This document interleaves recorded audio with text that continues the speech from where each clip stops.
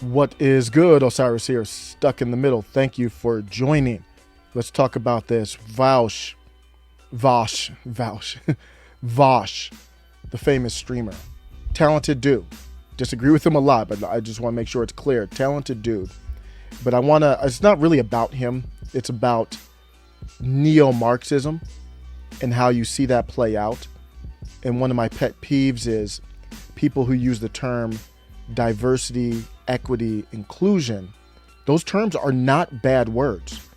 So it's kind of triggering because most of the time when people are using those terms now, they don't really mean that. They really mean discrimination, but it doesn't sound as lovely. But on its face, those are not bad terms. And I'll show you how I determine if somebody has good intent. I'm going to show bad intent first. Previously, J.K. Rowling remarked about how the UK Labour Party was indecisive about defining what they believe a woman to be. This is in light of the political group's remarks on International Women's Day. So she wanted to press them on how do you define a woman on International Women's Day. So Vaush replied, he said all J.K. Rowling had to do was shut the F up. Pretty aggressive. It's not like she was aggressive to him. Vaush started his tweet like, all J.K. Rowling had to do was shut the F up. And she could have been almost uncritically beloved for like a century. And he's obviously looking for a yes, queen. Yes, queen, yes, queen, yes, queen. Yeah, queen, Vaush, go get him. I'm going to talk about this deeper here. Stay with me. Then he said, women be quieter and start apologizing challenge. I believe this was literally on International Women's Day. So what's my point here? I did a little graph. If you're just listening to it, I'll describe it. This is the same thing that they did with black people. And I'm going to talk about it in the aspect of women. They do it with every single identity. It is at its core a Marxist view. People get into the details of the economy, and Marxism gets very complicated when you start talking about the economic philosophy. That's a waste of time. That's not even, for me, I don't need to go there. On its surface, it is all about dividing people into two groups. So you have an International Women's Day. If I'm not identity first, that's why I go God or America, period. I don't go to any identity after that because once you start slicing up after that, maybe sometimes I'll go Cleveland, I'll represent Cleveland, just kind of more of a joker, but I don't go after God and country. I don't go anywhere after that. Because once you start slicing up the groups, you get into this ugly here. Identity on International Women's Day. There's two different ways you can look at this. If you're looking at an identity like gender, is gender your number one priority? Is gender your number one identity? If gender was truly your number one identity, then I would say that is a diverse thought. I think that does fit in diversity, equity, and inclusion. If you're just using those words as good words, not how they've been twisted into evil recently. If you're women first, you celebrate all women. Candace Owens, Michelle Obama, Blair White, who is a trans woman, conservative trans woman, Jen Psaki. It doesn't matter what their ideology is. That doesn't mean you have to agree with their ideology. You just say, hey, Blair White has been streaming for years. She's got a great following. She's fighting against the grain, fighting upstream on YouTube, creative, funny, smart. If you're celebrating women, right? If you're celebrating women first, it doesn't matter what the ideology is. Assuming they're not, evil, you've got infringing on, I would define that as infringing on someone else's rights, such as heinous crimes. As long as they're not infringing on someone else's rights, then you would support successful women of different types. They would all be, so if you're women first, it doesn't matter.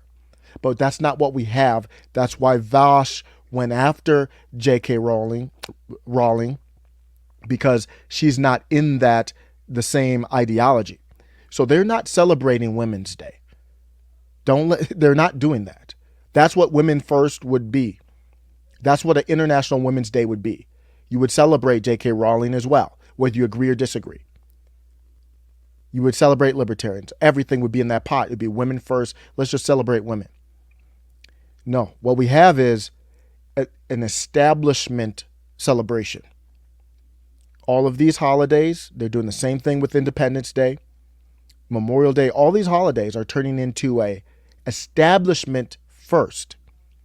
So we first look at who agrees with the establishment position. That's why Vaush attacked J.K. Rowling. Vaush could not have attacked Jen Psaki on International Women's Day and got the same yes, queen moment. He had to attack somebody who's perceived non-establishment. Keep in mind, I'm not talking about political party. So establishment first says on International Women's Day, we can celebrate Liz Cheney. She's a part of the establishment. We can celebrate Oprah. We can celebrate Michelle Obama. We can celebrate anyone who is in that ideology and a woman. So the first thing is establishment first. Same thing. This is the same thing that's been done to Black Americans for a long time. Black Americans did that to themselves very often. Very often growing up, I would hear, "You sound like you talk white." And, I didn't really listen to a lot of the celebrity. I didn't know a lot of movie stars and stuff like that growing up. I played tennis, which was different from a lot of black people. So you're playing a white sport. So it wasn't this neo-Marxism, but that's where you started dividing things. And they were hinting at, you have black skin, but are you really black? Are you really in the club? So then after, it was Lyndon Johnson around, I think it was 65-ish, when Lyndon Johnson allegedly said, we're going to have these blacks voting Democrats for hundreds of years. I'm paraphrasing. Because what they said, what they turned it into was, so when you celebrate Black History, we just had Black History Month. And this goes on both sides. You'll see conservatives celebrate only conservatives. So a Black History Month from a conservative outlet will celebrate Candace Owens, but it wouldn't celebrate Michelle Obama. It's the same thing. That's trash. That's identitarianism. That's not inclusive. That's not a positive thing to me. So what you see is, I'll do YouTube. YouTube will say, hey, here are some black creators. Notice who's not in there. Big black creators who are non-establishment. Eric July is a perfect example. A guy who's been on his grind for, I think, over a decade, has honed his craft in, super, super bright, business, marketing, content, amazing dude. Metal, singing, rapping. Does he get celebrated by YouTube? No. Because it's not about celebrating black people. It's about celebrating the establishment and then black people who feed into that. I'm going to end with this. I've been talking about Nick Fuentes a lot. And you look at this and you say, a lot of people say, well, Nick Fuentes, I listen to him, he'll say the N-word and he doesn't mean it in I don't think in a racist manner, but he does have racist comments, in my opinion. Like, for example, when he says he believes black people are inherently more violent. I'm paraphrasing.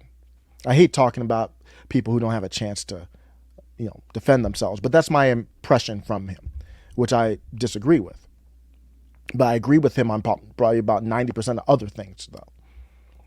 So I'm looking at it from the standpoint of, okay, so he's on for lack of a better term, the right side. He's really on the America First side.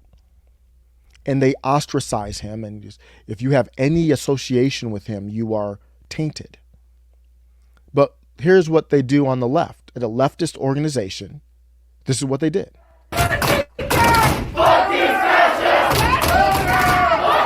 So they're yelling, F these fascists. There was an event at the University of North Texas, a young conservative event. This is the visualization of the graph I showed you. It's like you're not in the establishment point of view, so we need to separate from you. You know, at AFPAC, this is the event run by Nick Fuentes, and I didn't realize it. It sounds like he owns the cozy.tv site. There were black people there, there were women there.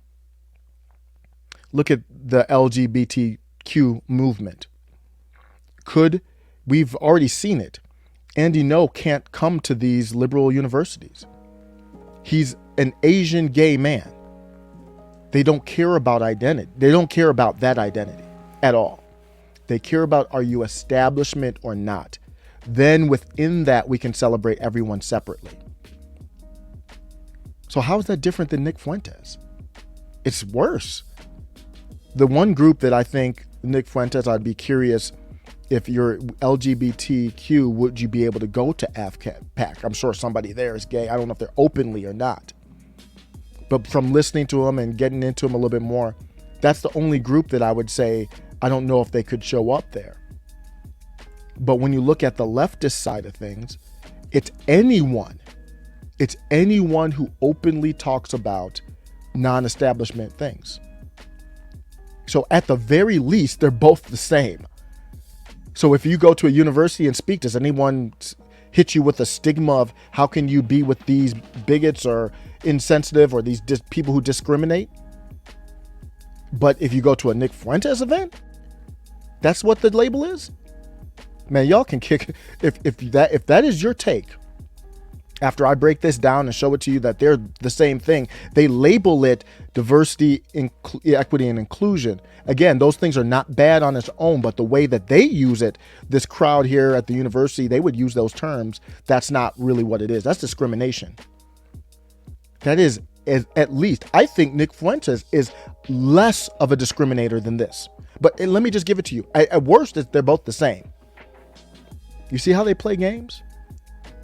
If you believe in true diversity, inclusion, and equity, so if you talk about black people, you mean all black people. It doesn't matter what views they have. If you talk about the LGBTQ, it doesn't matter what views they have. Now's the time that we need you to speak up. Don't be silent. Let me know what you think. Take care.